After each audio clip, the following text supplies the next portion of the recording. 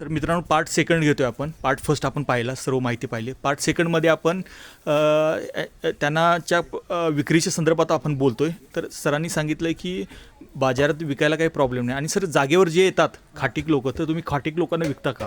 खाटीक लोकांना काय अजूनपर्यंत तर विकलं नाही. एक चुकून कुठला तर कस्टमर आता आलं गावातलं कार्यक्रमासाठी याच्यासाठी तर आम्ही देऊ शकतो का. वर्षभर ठेवून त्याचं 15-16 हजार रुपये खर्च करण्यापेक्षा त्या रेटमध्ये आमच्या आलेल्या यापेक्षा 2,000 रुपये जास्त आले तर पण आम्ही आलेल्या ह्याच्यात देऊ शकतो. बरोबर. का म्हणजे आमचं खाद्य काढायला लागतं, त्याचं राबणूक अमुक तमुक सगळं बघून सर्व गोष्टी असतात. सर्व गोष्टी काढूनच त्या नफा मिळत असेल तर आम्ही देऊ शकतो. बरोबर. आता सर आता हा एक प्रश्न आहे की आता नवीन जे शेळीपालक आहेत, तर नवीन शेळीपालक आहेत तर नवीन शेळीपालकांना कसं होतात की आता ज्या नवीन ब्रीड आहेत, मग आफ्रिकन बोर आला, बिटल आला, त्याच्यानंतर क्रॉस सोजेत आला, किंवा काही बऱ्याच हैदराबादी, तोतापुरी, बऱ्याच ज्या जाती आहेत. मित्रांनो ऑलरेडी माझ्या चॅनलवर सगळे व्हिडिओ आहेत. तर सरांना आपण विचारूया की ह्याची खरंच गरज आहे का आत्ता ह्या स्टेजला अशा ब्रीड चालू करून विक्री करणं? सगळ्यात जास्त फार्ममध्ये जाणार म्हटलं तर एक सोजत बरोबर आणि एक बिट्टर. बरोबर. हे दोनच मार्केटमध्ये चालणारं म्हटलं तर दोनच ब्रीड आहे. बरं. आणि चुकूनच गावठी जात्यात गावठी, परंतु गावठीला पण तसं खाना चरून खुराक चरून त्याला तयार झाले तर त्या सोजात आणि बिट्टलला पण क्रॉस करून पुढे जाऊ शकतो. हां, तर आपण तो वैलगी क्रॉस ते किल्ले झालेला आहे. तर त्यांचं म्हणणं आहे की अशा पद्धतीनं क्रॉस करून सुद्धा एक चांगल्या प्रकारे मार्केट घेता येतं. आता सरांचं पुढची जी वाटचाल आहे, सर तुम्ही आता माझ्या आपल्या मागच्या बोलण्यात सांगितलं की मी आता मोठा शेड बांधलेला आहे आणि वाटचाल तर हां, मग तो पुढचं काय प्लॅनिंग आहे थोडं ते सांग. म्हणजे विजन पाहिजे, तर तुम्ही विजन ठेवलेलं आहे. प्लॅन माझा असा आहे की आता नाही म्हटलं तर 25 बकऱ्यांचा मी फार्म हाऊस आता चालू आहे. बरं.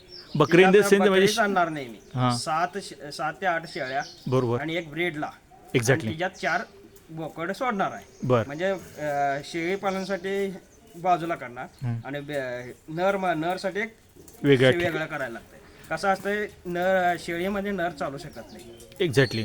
हां, आता विषय तुम्ही सर हे घेतला की आता हा जो कंपार्टमेंटमध्ये आहे, तर असं फ्रीमध्ये बोकड सोडलेलं चांगला की त्याला बांधलेलं चांगलं? फ्रीमध्ये सोडलेलं पाहिजे. फ्री सोडलेलं पाहिजे ना, कारण माझं ओळख बांधून जर असेल तर तिचं चालणं हे ते नसतं. एकाच ठिकाणी थांबून ते छाती असं फास्ट असते. बरोबर. फास्ट जाऊ शकते आणि जर किती फिरून खाऊ शकते बरोबर तेवढ्यात त्याच्या छातीत फुगवटपणा आणि बॉडीमध्ये स्टेबल राहते. आता माणूस फिरून चाललेलं वेगळं आणि एका ठिकाणी बसून असलेला तर शारीरिक व्याधी होतात आणि हालचाल केली की फिरून खाल्लेला असेल तर जनावर फुगून तिच्या चवीप्रमाणे कुठलं पाहिजे ते खाऊ शकते. बरोबर. तर मित्रांनो आपण जवळजवळ सगळ्या गोष्टी या व्हिडिओमार्फत केलेल्या आहेत. म्हणजे त्यांचा प्रवास जाणवला, आहार, विक्री व्यवस्थापन, किंवा नवीन युवकांना कशा पद्धतीनं जायला पाहिजे आणि त्यांची येणारी पुढची वाटचाल या गोष्टी समजून घेतल्या. आता मित्रांनो ज्यांना खरोखरच या शेळीपालनामध्ये उतरायचं आहे, तर अशा अक्षयसारख्या सरांच्याकडनं किंवा आणि कोणी सर असतील तर त्यांच्याकडनं मार्गदर्शन घ्या. कारण एकदम उतरू नका, कारण बऱ्याच ठिकाणी मी वेगळ्या ठिकाणी जातो आणि तर त्यांचे लॉची कारणं तर म्हणतात की आम्हाला कोणी मार्गदर्शन केलं नाही किंवा आम्ही असं कुणाचा तरी गोटा फायला चांगल्या प्रकारे आणि तो पाहून आपण केला. तर तसं नका करू. अशा आपल्या चांगल्या लोकांच्याकडनं जे अनुभवातले बोल असतात, अनुभव घेतलेल्या लोकांच्याकडनं शिका आणि मग उतरा. म्हणजे जेणेकरून तुमचं नुकसान होणार नाही आणि देवाणघेवाण झाली पाहिजे. एकमेकाच्या नॉलेजचा अनुभव एकमेकाला शेअर झाला तर आपल्याला त्याच्यातून सर्व गोष्टी येतात. पैसा हा असतोच मित्रांनो, पण त्याच्यामागं पैशाच्या मागं काही कष्ट असतात किंवा त्याच्यामागं काहीतरी उद्देशाने केल्यानंतर ते आपल्याला मग त्याच्यातून प्रॉफिट येतं. तर अशा पद्धतीनं सरांच्याकडनं आपण ह्या बेसिक गोष्टी समजावून घेतल्या ह्या छोट्याशा पार्ट 1 आणि पार्ट 2 व्हिडिओमध्ये.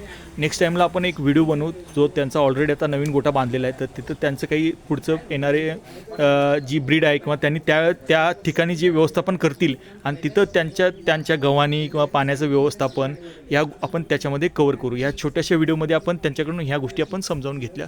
सर माझ्या चॅनलवरपत मी तुमचा आभार. जास्त वेळ घेत नाही आणि महत्त्वाच्या बेसिक म्हणजे सगळ्या गोष्टी तुम्ही बेसिक गोष्टी सांगितला, की पॉईंट म्हणतो आपण. बाकी काय मग सगळ्या गोष्टी सांगतात, पण ज्या महत्त्वाच्या गोष्टी आहेत त्या तुम्ही सांगितल्याबद्दल आभारी आहे. धन्यवाद सर. धन्यवाद.